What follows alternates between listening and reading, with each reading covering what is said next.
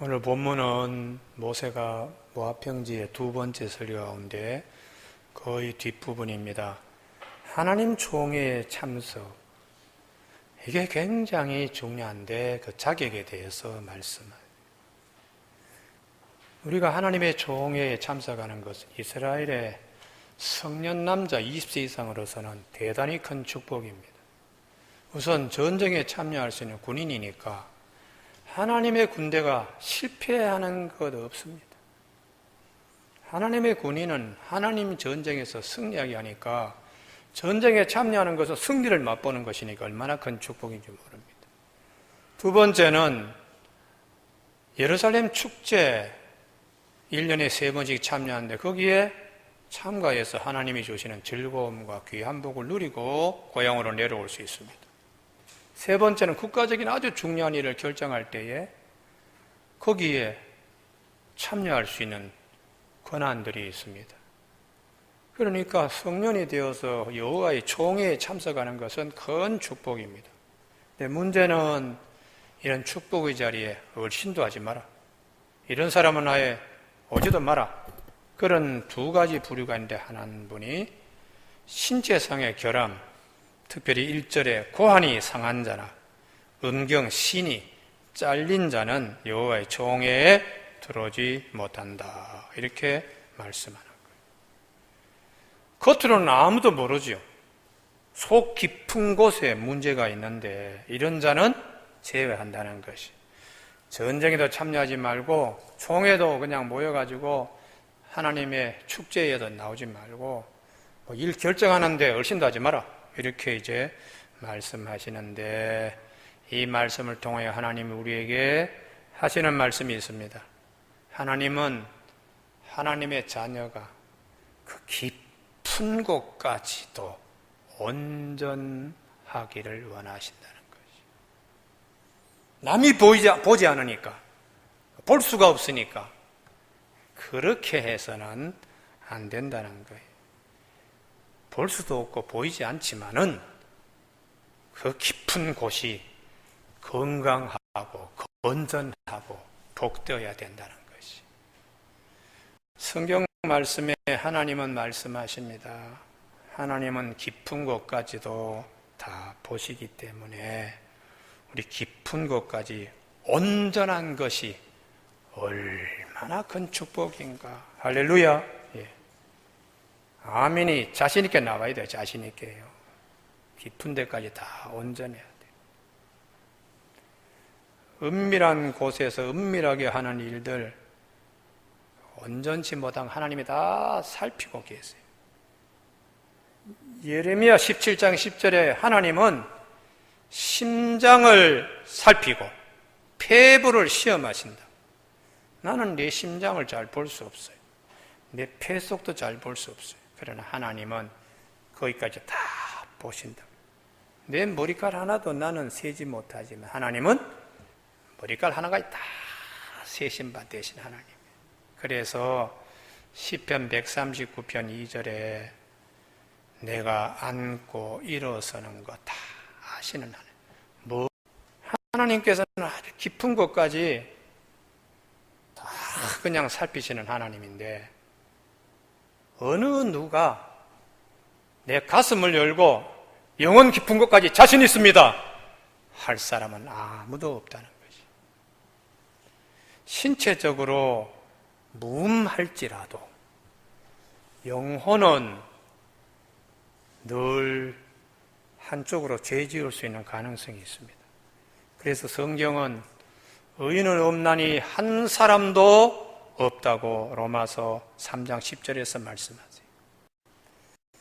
그래서 우리가 예수님을 통하여 내 자신을 직시한다는 것이 대단히 큰 축복입니다. 제가 문학을 하는 문인으로서 또 목회자이기도 하지만은 예술 기법이 예술 기법. 그 중에 디패밀리제이션이라고 하는 기법이 있는데 익숙한 것에서부터 낯설게 하는 기법입니다. 우리가 평소에 너무 다 익숙하고 공기도 다 있는 대로 숲도 다 있는 대로 이렇게 생각하면 그 고마움을 알지 못하는 것처럼 예술의 세계도 그와 같다는 거예요. 그래서 예를 들어서 작가가 아주 예쁜 그림을 이렇게 그려놓는데 관람객은 아무 생각 없이 봐서 보고는 나도 저 정도는 그리고 싶다 그러고 돌아간다는 거예요. 그래서 낯설게 하는 장치로서 전시실 앞에 제1전시실을 깜깜하게 만들어요. 암실로 딱 해서 제1전시실을 거친 사람들이 2전시실, 3전시실에 그림을 볼 수 있도록 그렇게 한다. 왜 그렇게 제1전시실을 암흑으로 깜깜하게 하는가? 전시하는데 올 때까지 이것저것 다 구경하면서 빨간색, 노란색, 파란색 다 익숙한 눈으로 그림을 볼 때에 그 그림의 진짜 색감이 드러나겠는가? 그래서 제1전시실을 암실로 깜깜하게 하고 거친 후에 2전시실, 3전시실로 옮겨가게 하면 눈을 다 씻어버렸으니까 색감각에서. 그래서 그 눈으로 작가의 작품을 보면 작가가 빨간색, 노란색, 초록색을 그린 그 감동이 관람하는 분들에게까지 미친다는 거예요. 사도 바울이 다메섹 도상에서 예수님을 만난 것은 제1전시실, 이전에 눈을 다 씻을 수 있는 제1전시실과 같은 것입니다. 다메섹 도상에서 예수님을 만나지 않고는 내가 다 깊은 곳까지 온전한데, 그런데 예수님을 만난 후에 이야, 내가 이렇게 그냥 영혼에 병든 자인 줄 내가 몰랐다. 그걸 비로소 자기를 직시할 수 있었어요. 그 전까지만 하더라도 허상에 가로잡혀서 다녔습니다. 그러니까 예수님을 만난 후에 내 영혼 깊은 데까지 참 문제가 있구나. 그래서 사도 바울이 로마서 7장 19절에 내가 원하는 바 선은 행하지 아니하고 도리어 원하지 아니하는 악을 행하는데 이건 내 속에 있는 죄라고 그렇게 얘기를 하는 거예요. 그러므로 내가 한 법을 깨달았노니 그 선을 행하기 원하는 나에게 악이 함께 있는 것이라고 고백합니다. 이렇게 악한 깊은 곳까지 문제가 있는데 내가 어떻게 하나님의 나라의 하나님 백성이 될 수가 있나? 곤고하다고 누가 이 사망의 몸에서 나를 건져낼 수 있을까 하고 그가 외치는 거예요. 우리 주 예수 그리스도 때문에 하나님께 감사한다고. 이 사망의 늪에 빠져 있는 나를 주님이 건져내시는 이 은혜를 사도 바울이 비로소 고백하게 되었습니다. 교회 여러분, 오늘도 우리 예배 드릴 때에 가장 소중한 것은 예수님 절대로 잊어버리면 안 됩니다. 할렐루야. 이 세상에서 지금 우리 설교 듣는데 글쎄요, 100년 후에는 여기에 아마 어린 아이들 한두 명 정도 있을까? 100년 후에 여기 아무도 없어요. 설교하는 저나 우리 설교를 듣는 우리 교우들이나요. 우리는 100년 후에 어디가 있습니까? 이 지구촌, 이 지구에서 너 내려! 그럴 때에 뒤돌아보질 수가 없습니다. 하나님이 그냥 영혼을 그냥 끄집어서 내리라 그럴 때에도 꼭 붙들어야 될 이름은 예수 그리스도시요. 할렐루야. 그래서 이걸 모르고 사도 바울이 혼자 잘난 줄 알고 막 뛰어다녔어요.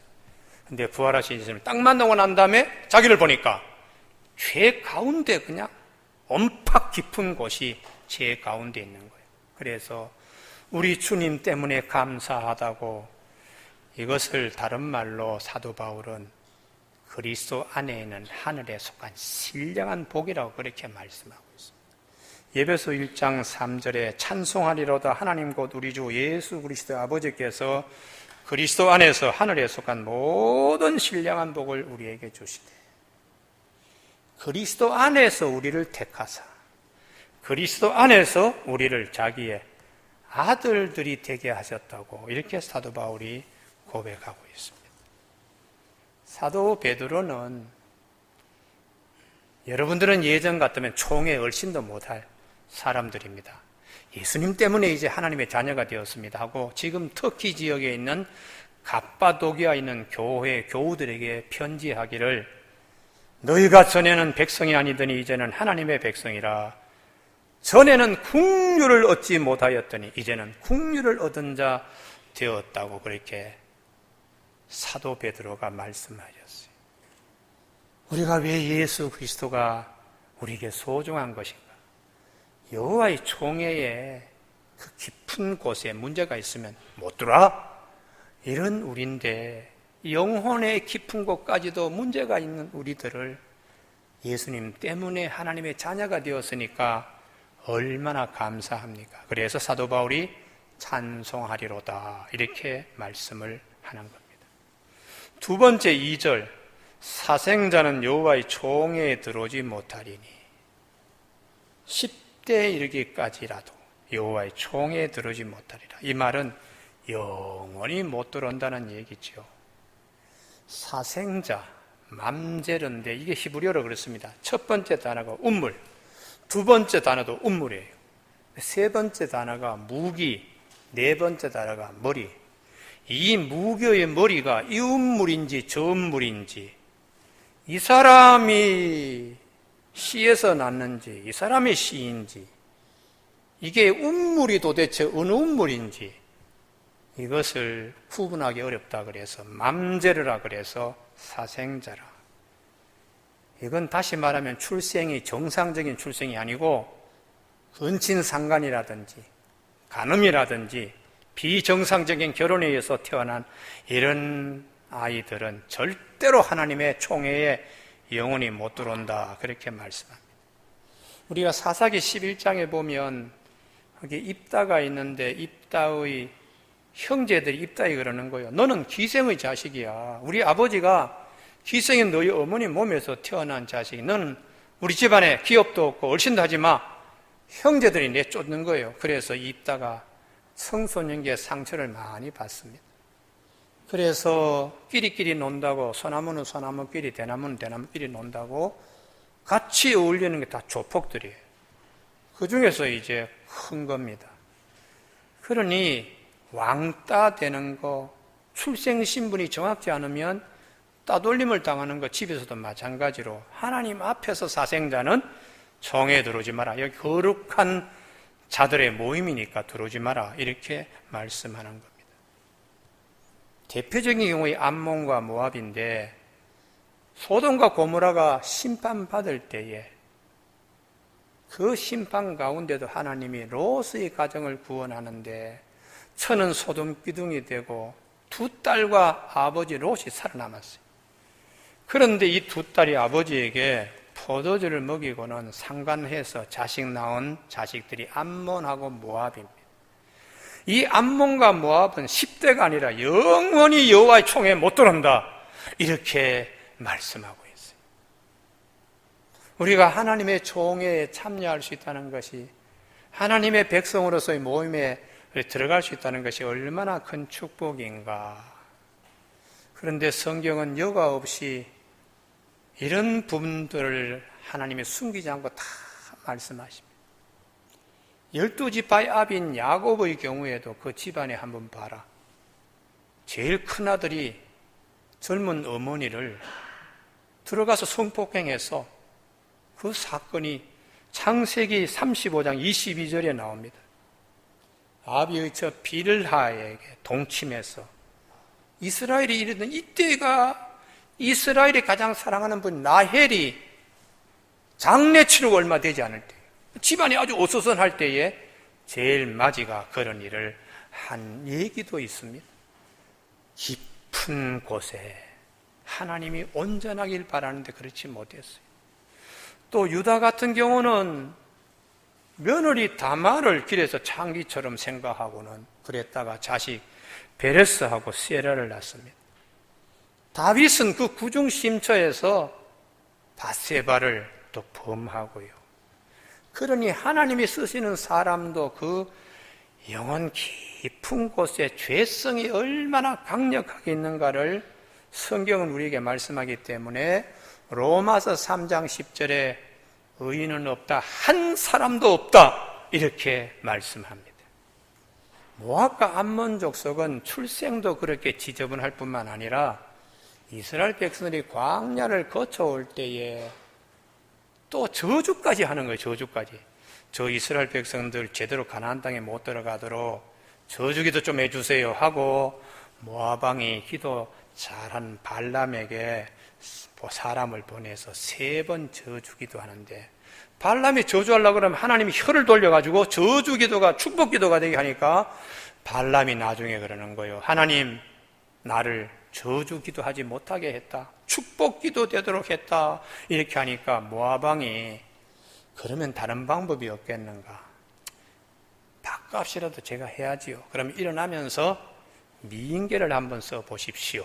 그래서 미인계를 썼더니 이스라엘 군사들이 미인계에 넘어져서 24,000명이 전염병에 걸려서 죽습니다. 그런데 이게 그렇게 끝나지 않고 나중에 느헤미야가 바벨론 포로에서 돌아와서 성벽 재건할 때도 이 암몬 족속이 계속 회방하는 거예요.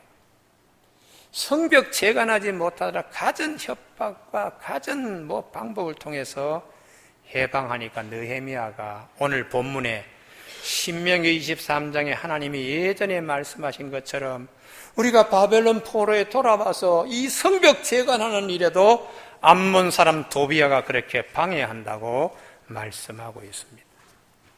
자, 그런데 오늘 이렇게 신체상의 깊은 곳에 문제가 있는 사람, 출생 성분이 아주 지저분한 사람은 하나님의 총회에 못 들어온다, 그렇게만 본문이 성경 안에서 끝나버리면 이것은 어두움만 보는 것입니다.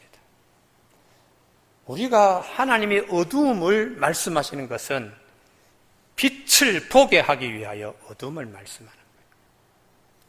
이렇게 부족한 사람은 못 들어온다, 이렇게 출생이 지저분한 사람은 못 들어온다 하시는 말씀 이면에 아주 예외적인 사건들이 많이 있습니다.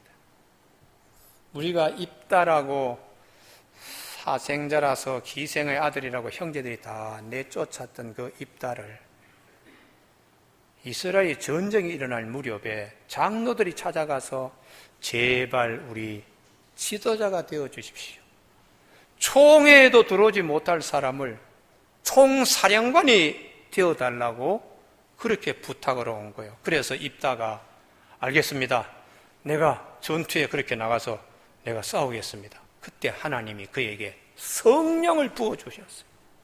하나님의 총에 들어오지 못할 사생자인데 하나님이 이스라엘의 총회의 총사령관이 되게 해서 성령을 부어주셨으니까 하나님이 우리에게 말씀하시는 것이 무엇인가?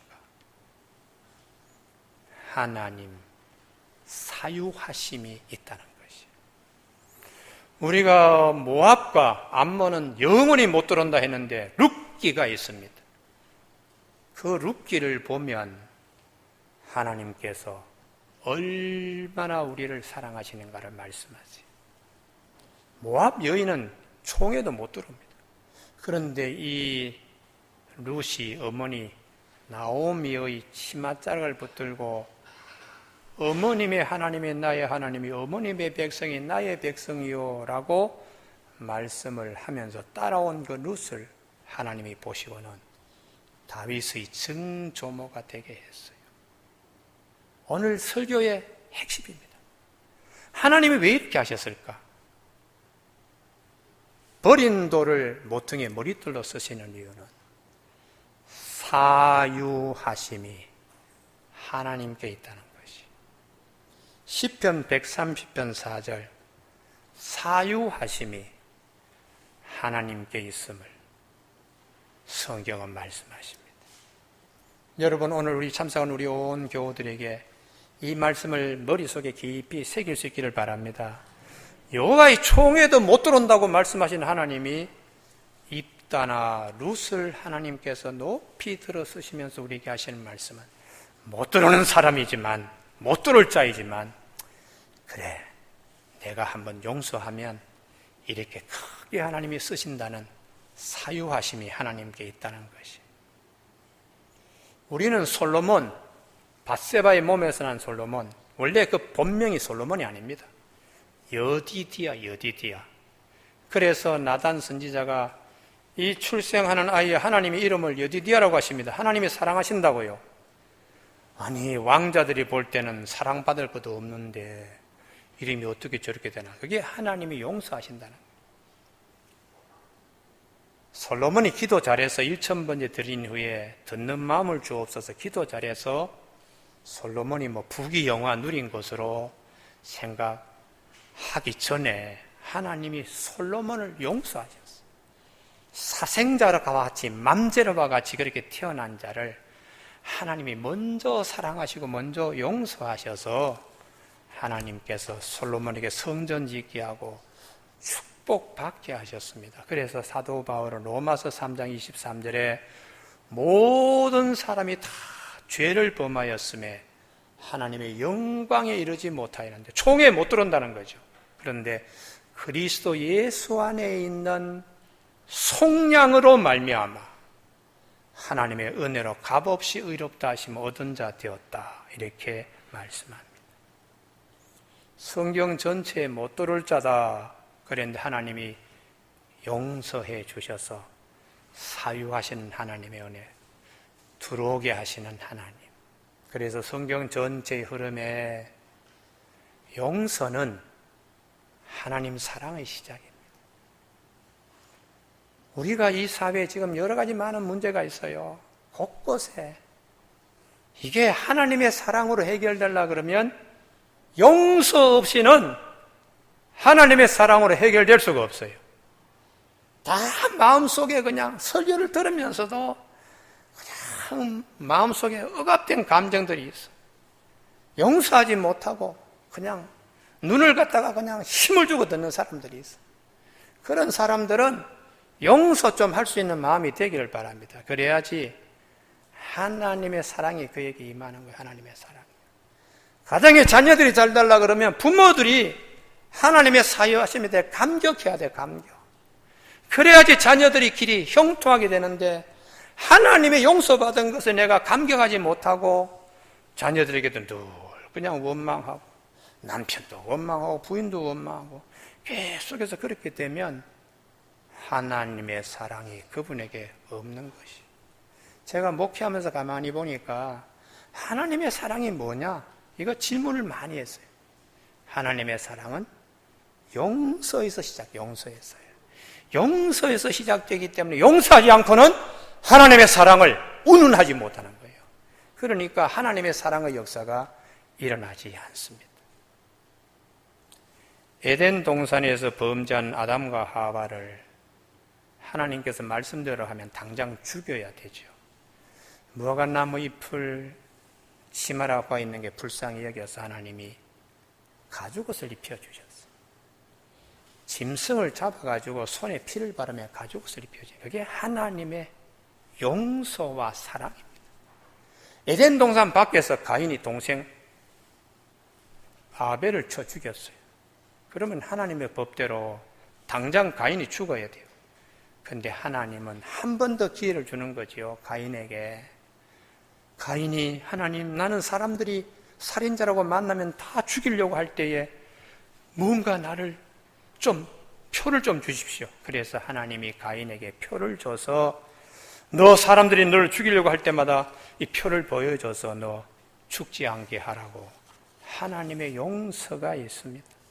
그런 하나님의 용서를 받은 가인이 하나님 앞에서 빤빤하게 싹 쳐다보면서 가는 거예요. 그리고는 롯 땅에 가서 자기 마음대로 성도 건축하고 자녀들도 자기 마음대로 그냥 하게 내버려두는데 결국은 그 자녀들은 다 범죄 집단의 자녀들로 떨어지고 마는 거예요. 주님이 오셔서 그랬습니다. 너희가 각각 중심으로부터 마음으로부터 형제를 용서하지 아니하면 나의 하늘 아버지께서도 너희를 용서하지 않는다고 말씀하세요. 오늘 우리 사회에 여성들이 한들을 많이 가지고 있어요. 남 탓할 게 아니고 본인이 풀어야 됩니다. 용서하는 마음으로 풀어야 돼요. 또 보면 분노 조절이 안 돼요. 저도 어떨 때는 확 할 때가 있는데 가만히 보면 이게 분노 조절이 안 되어서 이게 실수하는 거거든요. 그게 다 용서하지 못한 곳에서 나오는 이게 참 잘못된 부분들입니다. 주님께서 요한복음 8장의 현장에서 가늠한 여인 사람들이 데려와서 돌로 막 치라고 할 때에 집단적인 분노지요. 왜 그들이 그렇게 집단적으로 분노했는가 하면 명절 큰 날 여호와의 총회가 일어나는 날에 끝날에 여인이 그 깊숙한 곳에 얹어지 못한 행동을 한 거예요. 그러니까 어디 이 명절날 하나님의 축제의 기일에 가서 그렇게 밤에 간음들을 하느냐. 그래서 여성을 잡고 와서 주님 앞에서 돌로 그냥 이런 여인은 쳐 죽여야 된다고 방방 뜨고 있었어요. 주님이 보실 때는 죄 없는 자가 먼저 돌로 쳐 이렇게 말씀하니까 다 자기를 돌아보게 되었어요. 그래서 흥분했던 사람들이 돌을 하나씩 그냥 놓고서 평상심으로 돌아가는 평상심. 이게 집단적 치유입니다. 집단적 치유. 오늘 이 대한민국에도 이 축복이 있어요. 이 축복이 있어야 됩니다. 그런데 사회가 곳곳에 그냥 누가 무슨 일이 있으면 국민들이 또 막 그냥 분노하고 하는데 이걸 어떻게 치유할 것인가? 예수 그리스도의 말씀으로만 치유될 수 있습니다. 너희가 각각 중심으로부터 형제를 용서하라. 본인 자신의 깊은 부분을 볼 수 있어요.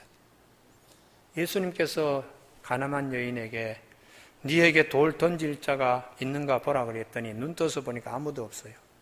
나도 너를 정죄하지 아니한다. 그게 주님이 용서하는 거죠. 한 번 더 세계를 열어주는 겁니다.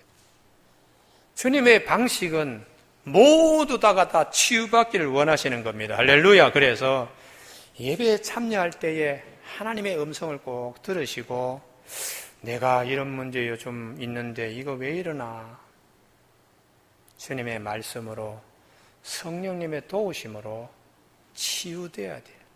그 치유되지 아니하면 곪아서 나중에 본인이 병으로 생기든지 집안에 가서 내내 그냥 트러블 메이커가 되든지 교회 와서도 목사의 눈밖에 항상 그냥 벗어나게 행동한다든지 뭐 그런 삶을 살다가 나중에 결국은 비극적인 인생으로 끝나면 안 됩니다.